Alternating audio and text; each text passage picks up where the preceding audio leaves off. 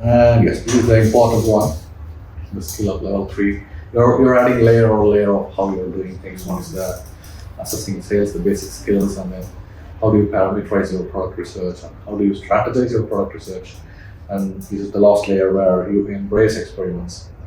It's not like, well, you do the product research, what are the numbers that you're seeing may not work for you at all. It may not work for you at all, how much ever you try. Yeah? The main reasons could be that your personal situation, that you imagine is your personal situation, may be different when you see the product, when you handle it. Maybe completely different. So it's like matchmaking between your product and you. Right?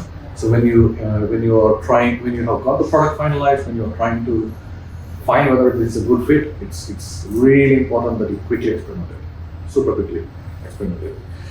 Avoid contemplation, that's very important. Avoiding contemplation is very, very important. Yeah. And I've seen people doing product research for months and months. Yeah. You may do it after 1 year down the line in your business, and you have good revenue. You can take as much time as you want. Yeah. For now, from what I have heard from all of you here, you want an alternative career, right? You want an alternative income to start. Is contemplating on the best product an important thing for you? Probably not. You need to be on the ropes. You need to learn these skills and move on. Yeah. Right? That's the main goal that you have. So move on with it. Don't contemplate on product research itself. Right? Don't spend months on it.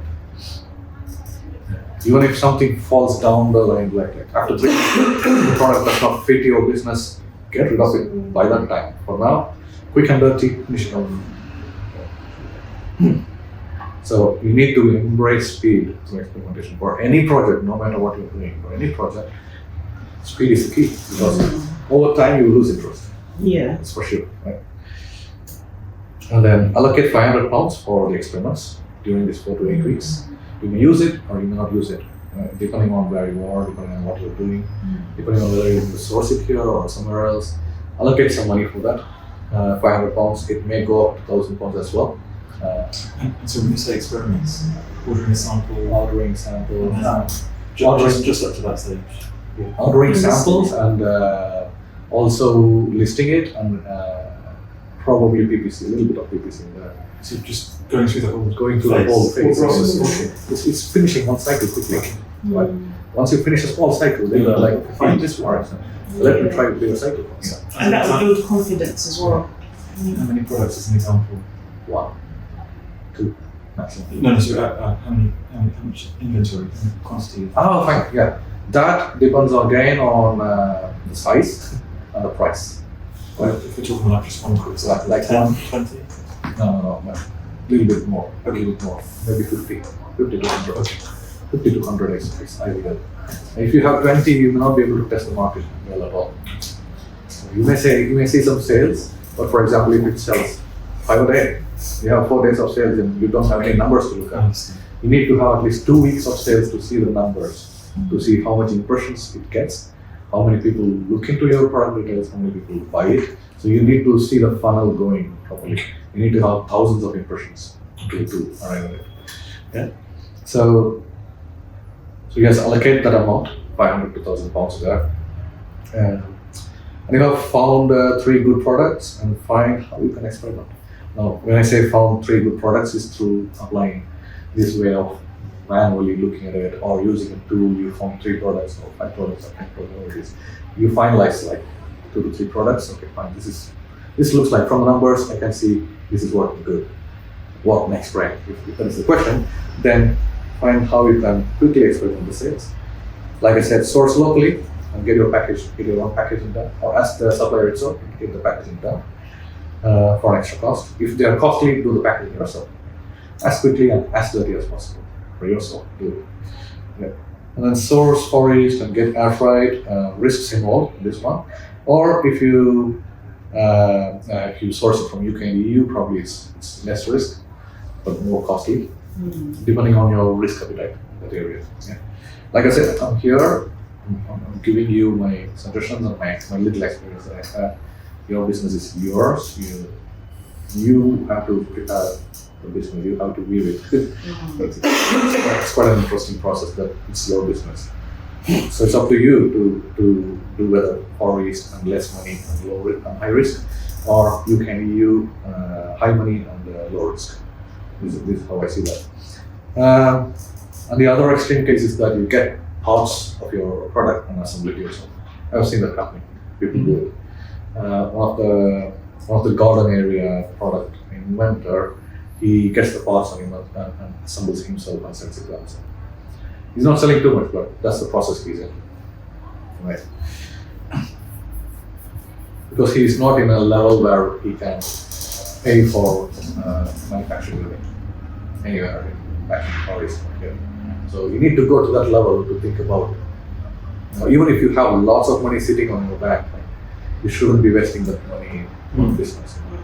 You should be thinking business as a separate thing. It's a separate entity, and you trickle money into it rather than pouring money.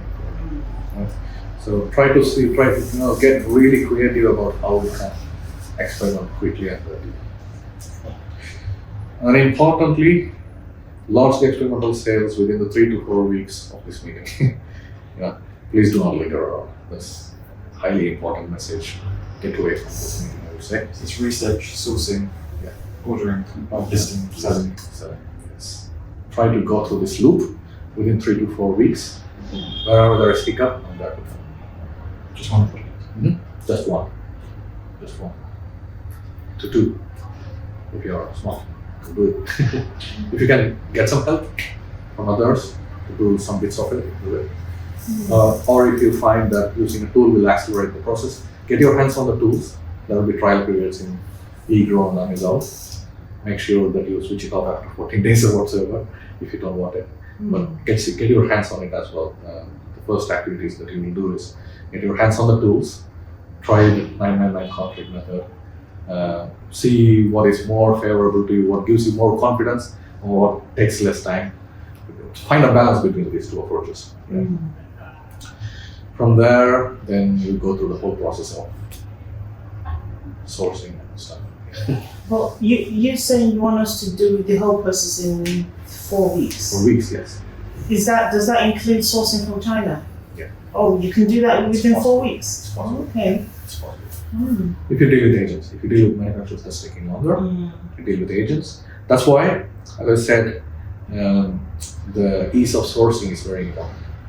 The ease of sourcing, the first point that I had there was less manufacturing process itself. No manufacturing process is possible. It's definitely possible. And when you say no manufacturing process, that means not differentiating. Is that what you're saying? Yeah, slightly differentiating or differentiated by yourself once it arrives in your hands. Okay. You see what I mean? So on the first lot of my balloon banner, I got the balloons in here, I opened each of that and put a straw in there. Okay. Quick, dirty experimentation. It worked. It changed the market at all, completely. No. All of them started selling straws in there. It's easy, right? Yeah. So really get creative and get imaginative.